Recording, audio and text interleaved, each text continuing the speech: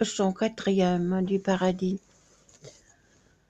Choisir entre deux mets également distants et excitant serait, si le choix était libre, mourir de faim avant de toucher à l'un d'eux.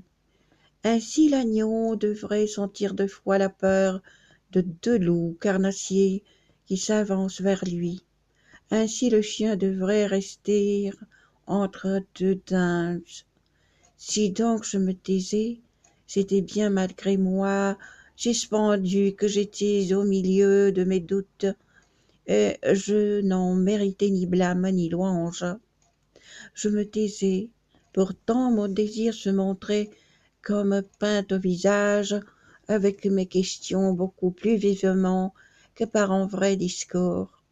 Béatrice imita ce que fit Daniel lorsqu'il tranquillisa Nabuchodonosor, que sa rage rendait injustement cruelle, et dit: Je vois bien qu'un désir te tourmente en s'opposant à l'autre, en sorte que ton soin s'embarrasse en lui-même et ne peut s'exprimer. Si persiste, dis-tu, la bonne intention, comment la volonté violente des autres pourrait-elle amoindrir l'éclat de nos mérites? Tu trouves, d'autre part, des raisons de douter du retour supposé des âmes aux étoiles, si nous nous en tenons au dire de Platon. Voici les questions qui, sur ta volonté, pressent également, et pour cette raison je traiterai d'abord de la plus venimeuse, celui des séraphins, qui voient Dieu de plus près. Moïse et Samuel, et celui des deux gens que tu préféreras, aussi bien que Marie, ne font par leur séjour dans le ciel différent de celui des esprits que tu vis tout à l'heure, et leur être n'aura ni plus ni moins d'années. Ils embellissent tous la première des sphères, quoique leur douce vie y coule en sons divers, selon qu'ils sentent plus ou moins l'esprit divin. Si tu les vois ici, ce n'est pas que cet orbe leur soit prédestiné, mais comme témoignage de ce céleste état qui se trouve plus haut. C'est ainsi qu'il convient de parler à l'esprit de l'homme, qui n'apprend qu'à l'aide de ses sens, ce qu'ensuite il transforme en bien de l'intellect. C'est pourquoi l'Écriture accepta de descendre jusqu'à vos facultés attribuant à Dieu des jambes et des mains qu'il l'entende autrement, et que la Sainte Église a fait représenter Gabriel et Michel sous un aspect humain, et ce troisième aussi guérisseur de Tobie. Quant à ce qu'au sujet des âmes dit Timée, cela n'est pas d'accord avec ce que tu vois, admettant qu'il faut prendre au pied de la lettre.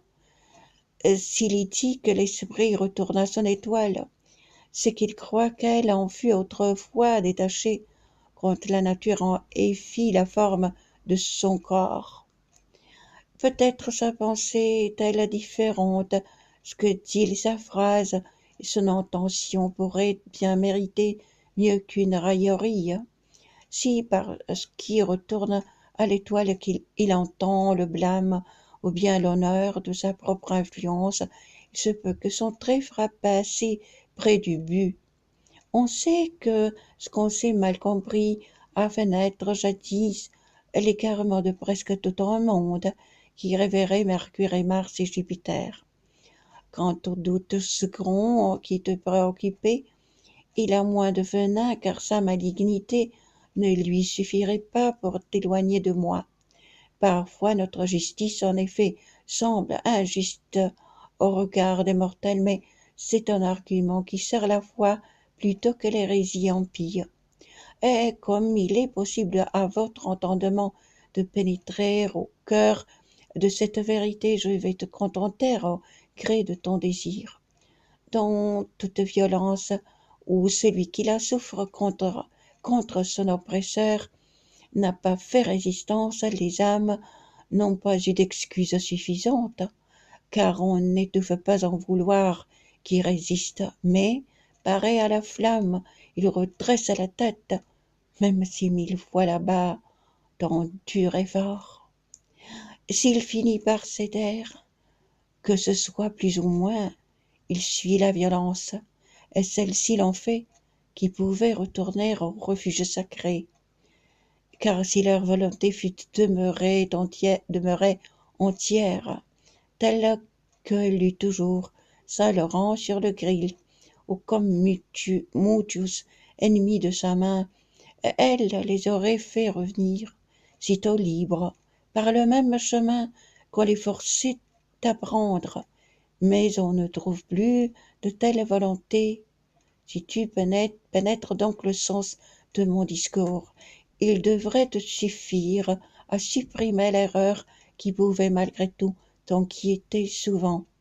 Mais voici maintenant qu'un écueil différent se présente à l'esprit, tel que par toi-même tu te fatiguerais avant de l'éviter.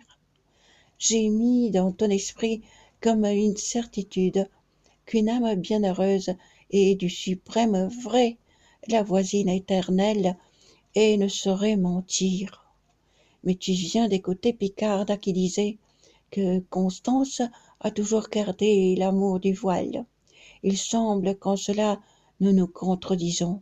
Frère, il est arrivé souvent dans le passé que pour fuir le danger, on fit bien malgré soi des choses qu'autrement on ne voudrait pas faire. Témoin, c'est Alcméon qui, prié par son père de mettre à mort sa mère, avait obtempéré, devenant criminel pour être obéissant. Or dans un cas pareil, je veux que tu comprennes comment la volonté se pliant à la force, l'offense qui s'ensuit devient impardonnable. Le vouloir absolu n'admet pas le péché, et, et s'il a transigé, c'est parce qu'il craignait que son abstention n'augmente son malheur. Ainsi quand Picarda s'exprimait de la sorte, elle se référait au vouloir absolu, moi je pensais à l'autre, et les deux disions vrai. Tels étaient les flots de la sainte rivière qui jaillissait du puits d'où sort du sourd la vérité, apaisant à la fois l'un et l'autre désir. Vous du premier amant l'amour, lui répondis-je, dont le discours m'inonde et réchauffe mon cœur, si bien qu'il me ranime un peu plus chaque fois. Toute ma gratitude est trop insuffisante pour rendre grâce,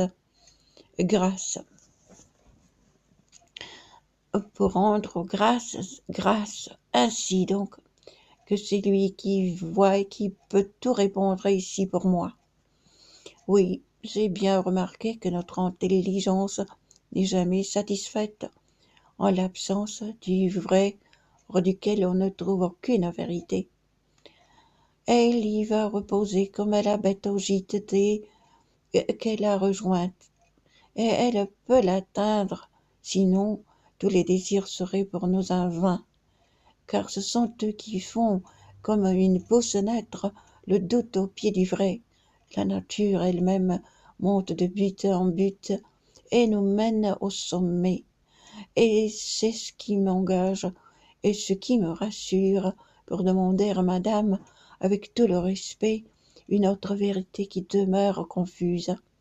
J'aimerais bien savoir si l'on peut satisfaire aux vœux abandonnés au moyen d'autres biens qui ne soient pas mesquins pesés dans vos balances.